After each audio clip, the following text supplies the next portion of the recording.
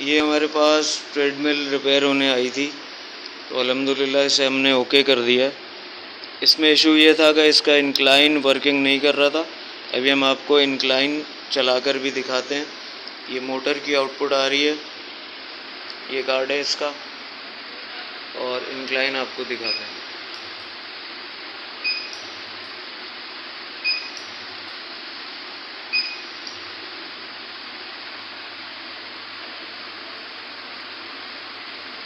ये incline working कर रहा है इसकी, ये आउटपुट आ रही है, तो ये ओके हो गया है।